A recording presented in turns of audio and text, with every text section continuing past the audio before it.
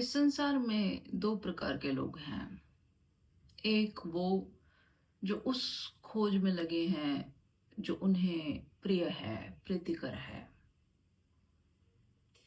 जो अपनी इंद्रियों की तृप्ति में लगे हैं, जिनकी इंद्रियां मालिक हैं। वो उस खोज में लगे हैं कि किस तरीके से कोई चीज ऐसी मिल जाए उन्हें, कोई वस्तु, कोई घटना, कोई व्यक्ति, कोई अनुभव जो उन्हें सुख की अनुभूति दे। एक तो वो लोग हैं। फिर एक वो लोग हैं जो इस चक्कर में नहीं पड़े हैं कि क्या सुख दे रहा है, क्या दुख दे रहा है। वो इससे ऊपर उठ गए हैं। उन्हें कुछ कुछ बात समझ में आने लगी है। वो तलाश कर रहे हैं कि क्या सत्य है। इस बात की फिक्र में नहीं है कि इससे मेरे ऊपर क्या असर पड़ता है। जो असर पड़ता है वो उसे झेलने के लिए तैयार हैं। ये दो प्रकार के लोग हैं। अब जो लोग इन इंद्रियों को तृप्त करने में लगे हैं वो सारी उम्र यही करते रहते हैं। एक वस्तु से दूसरी वस्तु, दूसरी वस्तु से तीसरी वस्तु, तीसरी से चौथी, लगातार एक वस्तु से दूसरी वस्तु पर डोलते रहते हैं, बस इसी फिक्र में कि किसी चीज से उन्हें सुख की अनुभूति हो जाए। कभी कभी वो सुख की अनुभूति होती भी है, वो आभास होता भी है, पर वो इतना क्षणिक है कि उससे कुछ फर्क नहीं पड़ता। तो फिर तुरंत इंद्रियां कहती हैं कि नहीं, इससे कुछ नहीं हुआ, आगे चलो, ये तो हो गया। फिर वो आगे चलता है। फिर कुछ नहीं होता, फिर इंद्रियां कहती हैं कि कुछ नहीं हुआ और कुछ करो। फिर वो कुछ और करता है। ये सिलसिला सारी उम्र चलता रहता है। कभी सोचा कि ऐसा क्यों? क्योंकि इंद्रियों का सदा ही नए में रस है। हमेशा इंद्रियां कुछ न कुछ नया चाहती हैं, पुराने से ऊब जाती हैं। और जब वो ऊब पैदा होती है तब व्यक्ति कहता है छोड़ो इसे। तो जो पहले आपको इतना प्रिय था, इतना प्रेम था जिस चीज से, वो फिर आपके घृणा का पात्र हो जाता है। कारण आपकी इंद्रियां हैं। जो पहले आप में भाव उत्पन्न हो रहे थे, आपको लग रहा था कि वो रियल हैं, पर वो रियल नहीं थे। वो आपकी इंद्रियों की ही वासनाएं थी जो आपने उस वस्तु पर, उस व्यक्ति पर, उस घटना पर, उस स्थिति पर आरोपित करती थी। पर जैसे ही वो चीज आपको प्राप्त हुई, उसका नयापन सब समाप्त हो गया। वो वासना समाप्त हो गई। इंद्रिय चाहती है कि अब आप कुछ और करें, कुछ और पाएं, कोई और नई अनुभूति दे उसे आप। ऐसा ये सिलसिला चलता रहता है। ये कभी रुकता नहीं। हम्म, चलता रहता है, चलता रहता है, और आप करते रहते हैं, करते रहते हैं, क्योंकि आप इंद्रियों के गुलाम हैं। आपने कभी अपना मालिक होना समझा ही नहीं। इंद्रियां जब चाहें, जो चाहें, जैसे चाहें आपसे करा लें। आप उनका उपयोग नहीं करते, वो आपका उपयोग करती हैं। हम्म। फिर ये जो दूसरे तरीके का व्यक्ति है, ये इन सब बातों को जानता है। इंद्रियां इसके साथ भी यही करती हैं कि भाई ये एक्सपीरियंस तो हो गया, ये व्यक्ति तो मिल गया, ये वस्तु तो मिल गई, अब नया, अब और क्या, अब और क्या। तो जब व्यक्ति इन इंद्रियों का अनुगमन नहीं करता और अपने स्वामित्व में आता है, यानी कहने का मतलब, फिर जब चेतना का अनुगमन इंद्रियां करती हैं, पहले तो इंद्रियों का अनुगमन चेतना कर रही होती है, लेकिन अब उल्टी घटना घटती है। शुरुआत में तो ये एक इतना सुखद अनुभव नहीं है, क्योंकि इंद्रियां हट करेंगी, सालों साल की आदत है। इंद्रियां कहेंगी ये किस चक्कर में पड़ गए हो, इससे क्या फर्क पड़ता है, ये सब टेम्परेरी है, ये सब फिजूल है, ये सब नाटक है। कोई सत्य वत्य नहीं होता, जो कुछ है यही है। रस भोग सब यही है। पर आप इन्हें जैसे जैसे अनसुना करते जाते हैं और जो आपको करना है आप वो करते रहते हैं, तो बस यही तप हो जाता है। फिर इंद्रियों को समझ में आ जाता है कि अब हमारी नहीं चलने वाली, अब हमारी दाल नहीं गलेगी, तो इंद्रियां चुपचाप हो जाती हैं। फिर आप जैसा चाहते हैं वो करती हैं चुपचाप, एक नौकर की भांति, जो उनकी असलियत है। हम्म? समझ रहे हैं आप मेरी बात? अब इस स्थिति में कोई व्यक्ति ये प्रश्न भी कर सकता है कि हमारी चेतना हमेशा से ही होती है, तो फिर चेतना इंद्रियों का अनुगमन कैसे कर सकती है? चेतना का कोई प्रभाव नहीं होता? ये प्रश्न स्वाभाविक है, मेरे मन में तो आया था।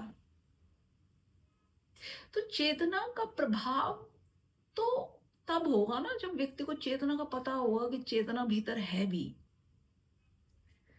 जब चेतना के बारे में कुछ पता ही नहीं, तो चेतना का प्रभाव कहां से हो जाएगा?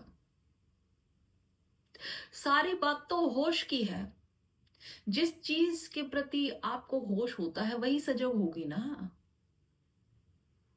जिस चीज के प्रति आपको कोई होश ही नहीं है कि वो चीज है भी कि नहीं है, तो फिर वो चीज क्या प्रभाव डालेगी? इंद्रियों के बारे में आपको होश है, उनके बारे में बोध है, वो प्रभाव डालती है।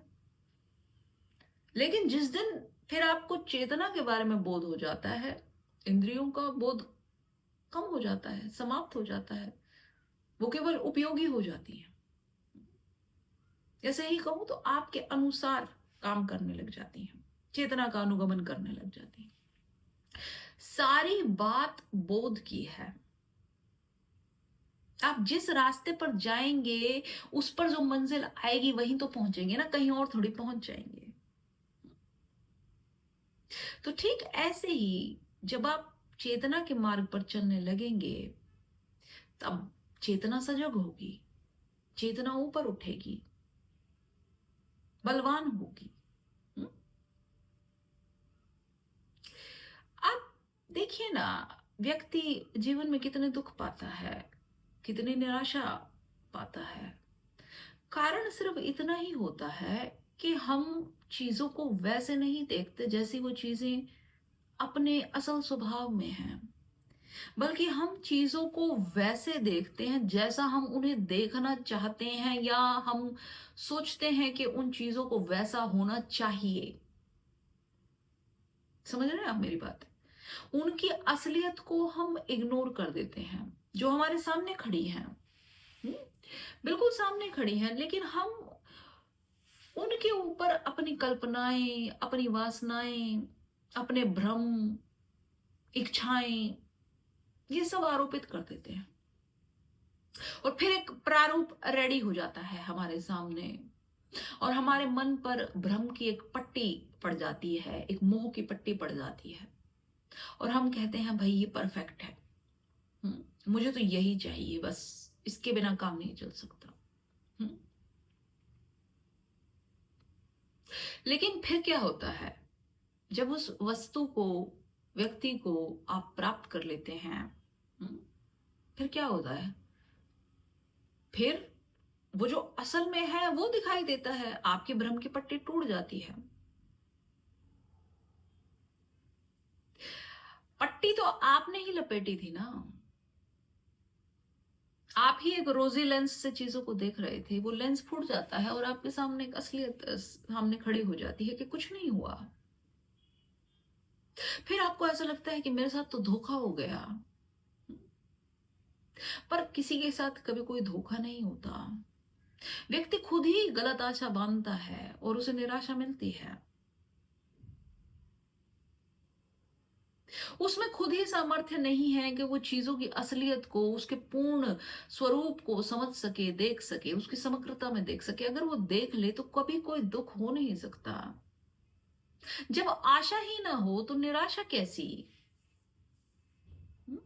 दुख तो तभी होगा ना जब सुख की कामना होगी। पर हमें तो पता है कि किसी वस्तु से ना तो सुख मिलता है ना तो दुख मिलता है,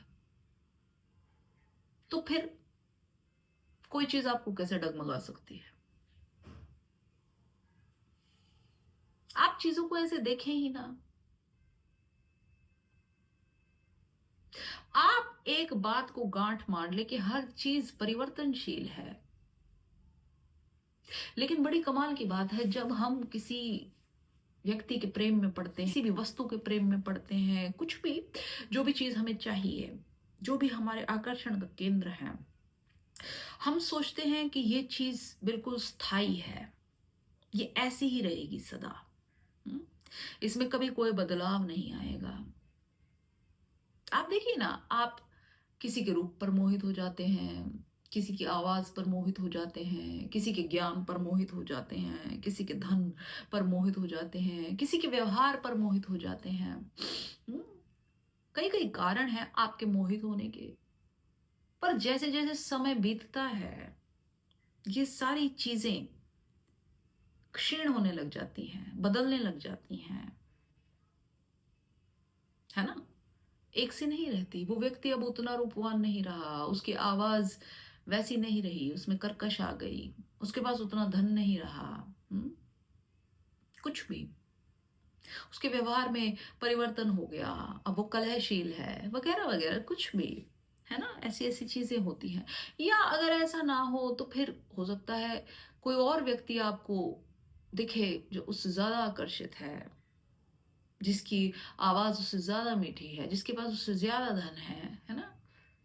एक कंपैरिजन फिर आप क्रिएट करते हैं कि भाई मैं तो कम में ही खुश हो गया। हम्म?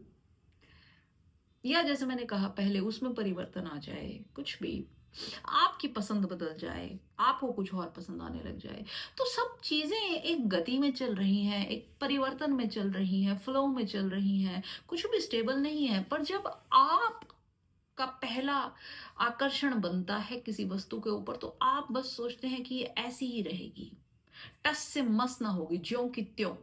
हम्म? पर ऐसा कभी होता तो नहीं है। फिर आपको लगता है मेरे साथ धोखा हो गया है,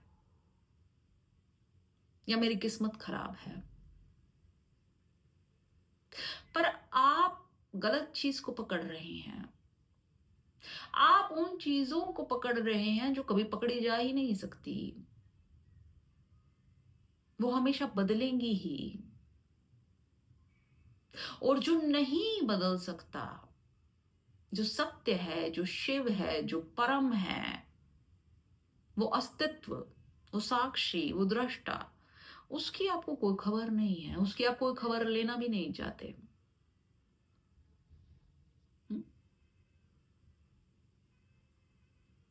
आपकी पकड़ ही गलत है, इसलिए निराशा है। अगर आप उसे पकड़ें जो कभी नहीं बदलेगा, जो शाश्वत है, तो आपको कभी दुख हो नहीं सकता। ना दुख हो सकता ना सुख हो सकता। आप तटस्थ हो जाएंगे। हम्म?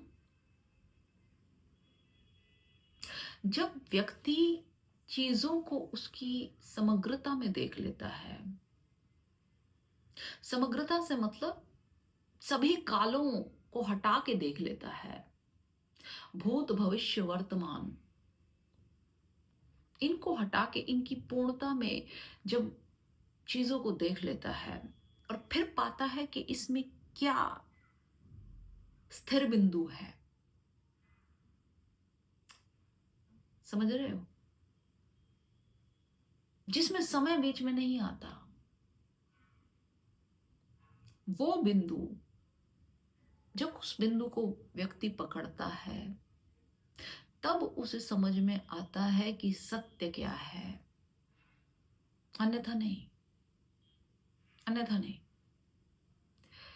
क्योंकि बाकी सब परिवर्तनशील है। समय की गति में जो भी चल रहा है वो सब परिवर्तनशील है। लेकिन जो चीज इस समय के पार चल रही है, चल भी रही है और स्थिर भी है, क्योंकि आपके साथ साथ तो आपको चलती हुई नजर आएगी ना, पर है स्थिर। हम्म? जैसे चांद है। बचपन में हम सोचते थे ना कि ट्रेन के डब्बे में बैठे हैं तो चांद हमारे साथ साथ चल रहा है, पर वो अपनी धुरी पर है। ठीक वैसे ही ये साक्षी है, स्थिर है पर हमारे साथ साथ है। तो वो बिंदु ही आपको पकड़ना पड़ेगा। वही आपका अस्तित्व है, वही सत्य है, बाकी सब झूठ है। वही आपकी खोज होनी चाहिए।